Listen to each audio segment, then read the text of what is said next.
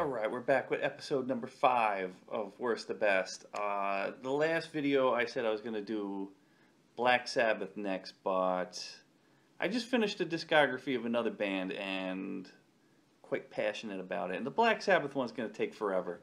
That one's going to be like a 35-minute video, probably at least.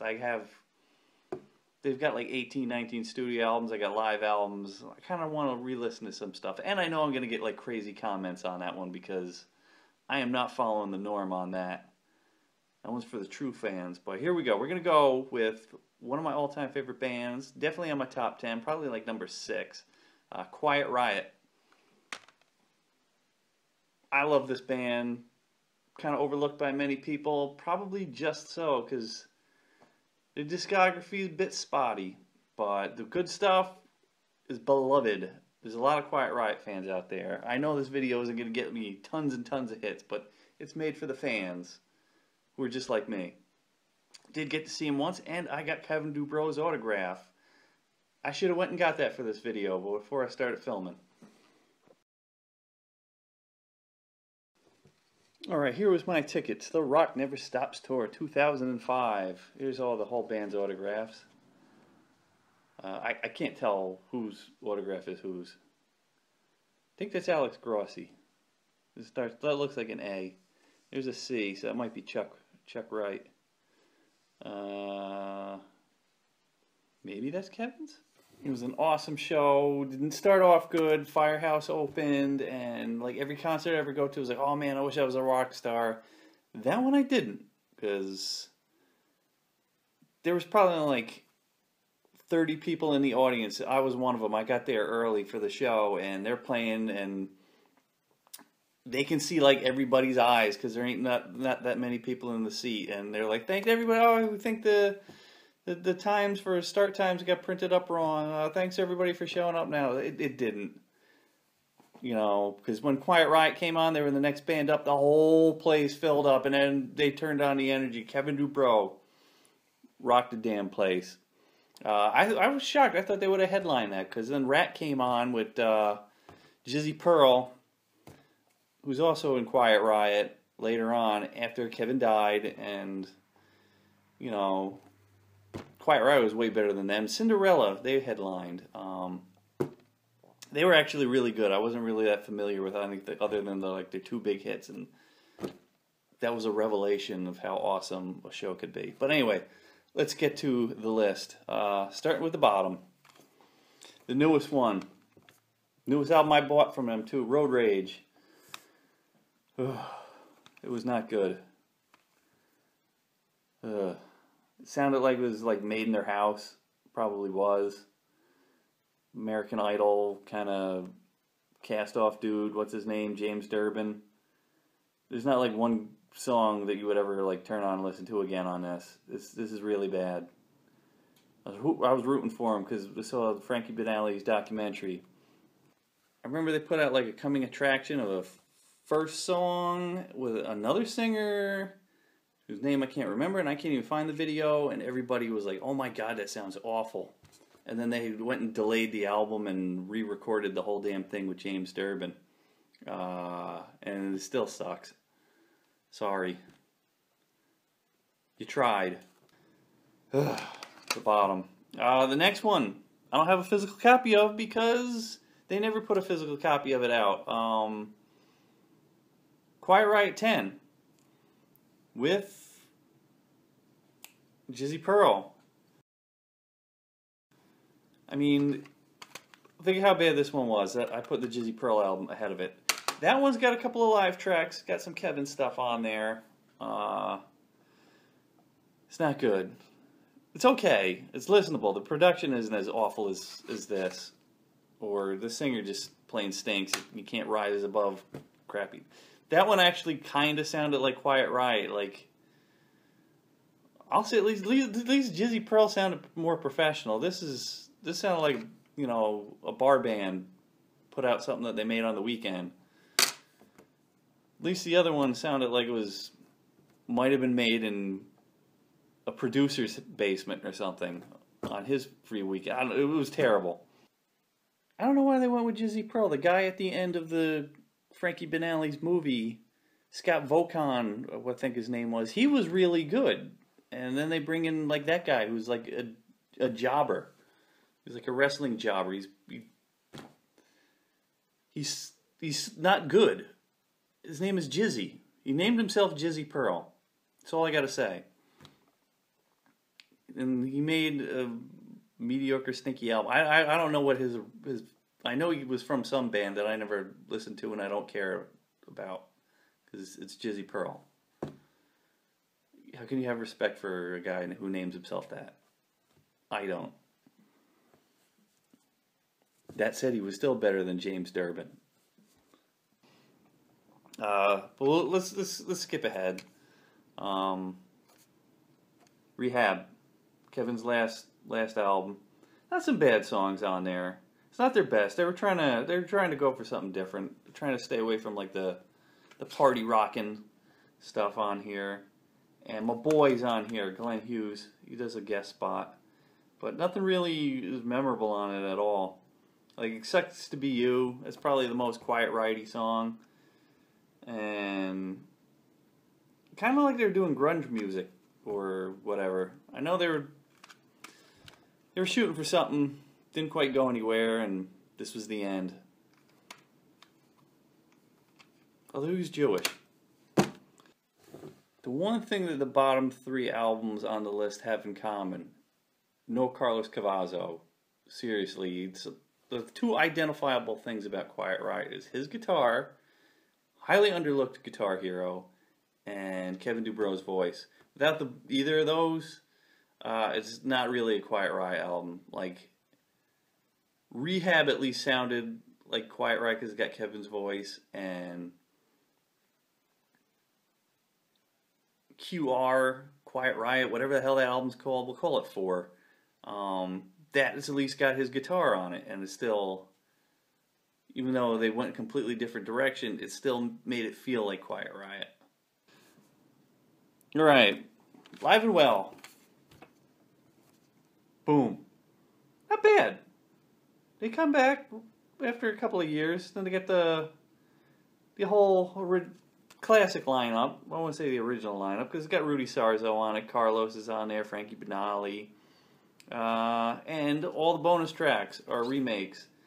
The only one I think is probably better than the original is The Wild and the Young. Doesn't have like the weird production as Quiet Riot 3. The other ones are respectable. I mean, you're not gonna throw out the originals for that. If you had a greatest hits album, you'd still want to hear the original stuff. But this wasn't so bad. It's good. It's good. Return to Form. Guilty Pleasures. The album that came out after that one is a step up. Step up from Alive and Well. Vicious Circle. I remember they played that when I saw them live. That was great. Rock the House. That's a good one. Shadow of Love was pretty good. This I liked. But this was the last of this full lineup. They weren't going anywhere. I remember seeing on VH1 they were playing like a nudist camp. Pretty sad. I mean, where else? They were at the Rock Never Stops a couple of years later, and they were like probably the most popular band there. I don't know. Down to the Bone. I like this one. This is them trying to, deal with the 90s and kind of a stripped down grunge sound to them. It's not great, it's not bad. All Day and All the Night, though, I absolutely love the cover of the Kinks. Really good one. But I don't have that much more to say about it, so it's not that great. I don't know, you could probably flip-flop Guilty Pleasures. This one's got better songs on there. Oh, look at the cover on this one, though. This is awesome. I think that makes me psychological. I remember the production on this just sounds mean, though. All right, we're going into the good meat of the... Actually, I will say... No, we're going to stick with this. We're going to go with this one. Quiet Riot 3. Wild and the Young is probably my 3rd favorite song by them, period. But the rest of the album, I know people like that they change their sound, kind of more of adult sounding instead of the childishness of Condition Critical. But, well, The Pump, that song sucks. And Put Up or Shut Up.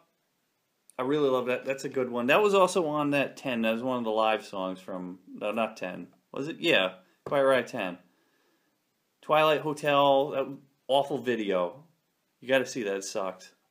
But main attraction, good, not great, because the best stuff is coming up. Honorable mention. I didn't know how to exactly to put this in here. Randy Rhoads years.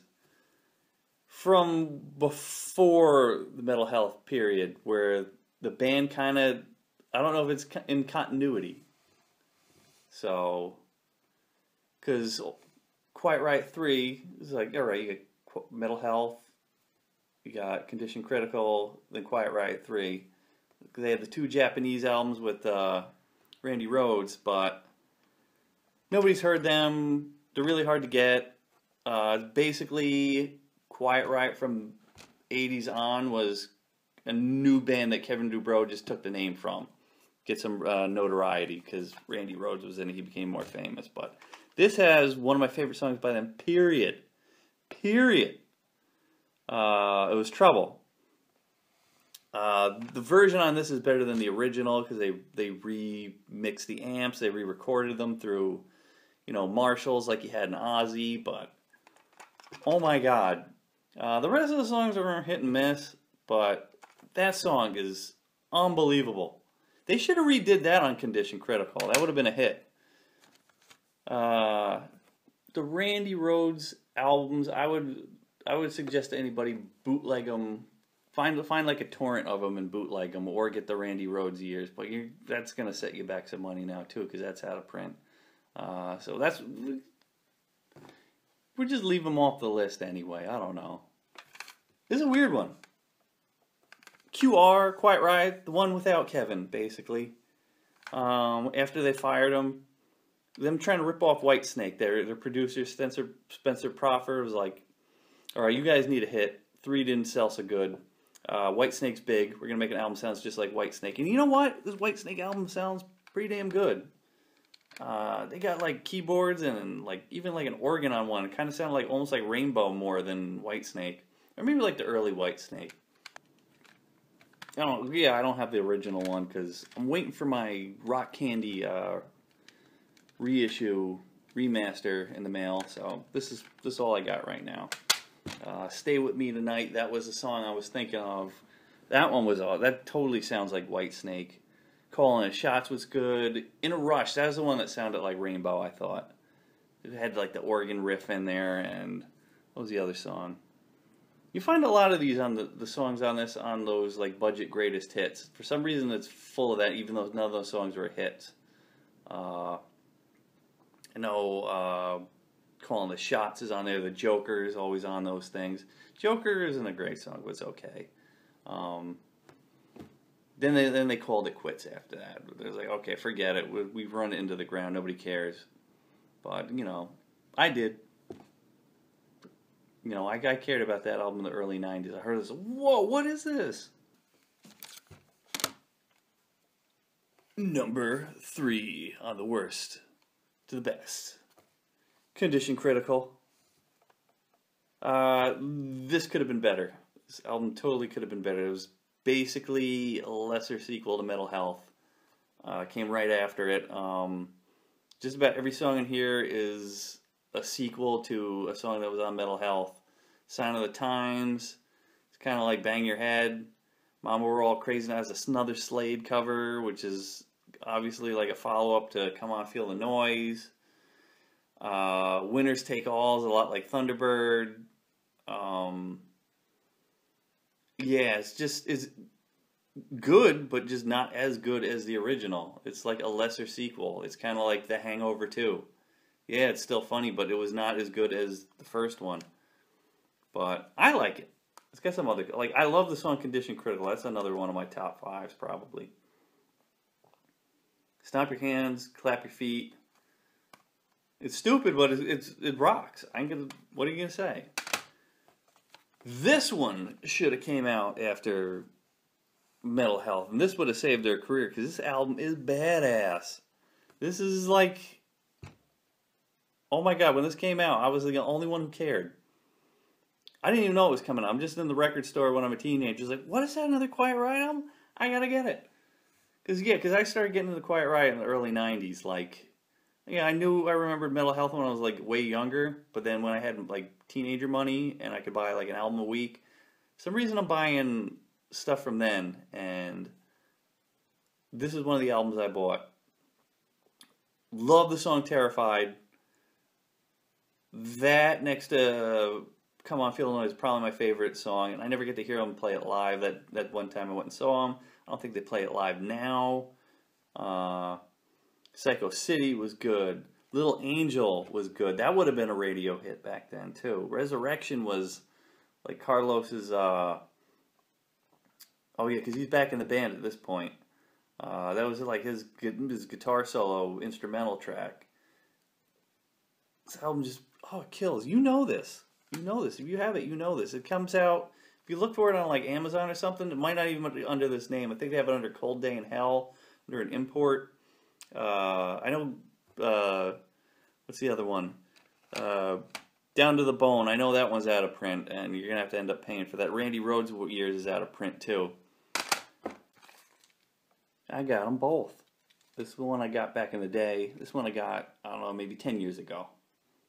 I feel lucky to own them both, because outside of Mental Health, I think this, and Condition Krill, I think that's the best cover.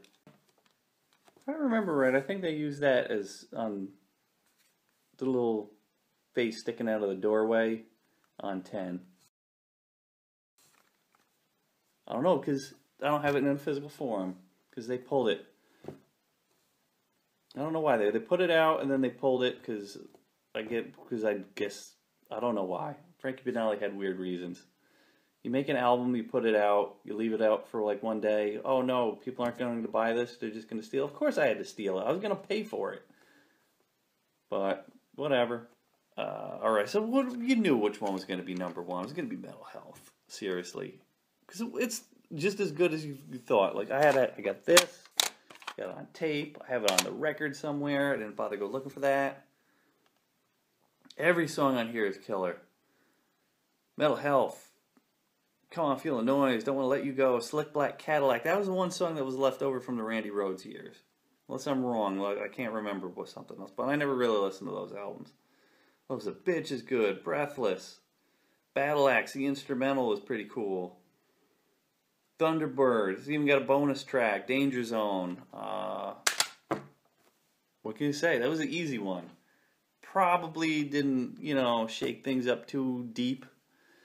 Nothing controversial, because there's not that many Quiet Riot fans out there anyway. And they probably agree with me on all this stuff.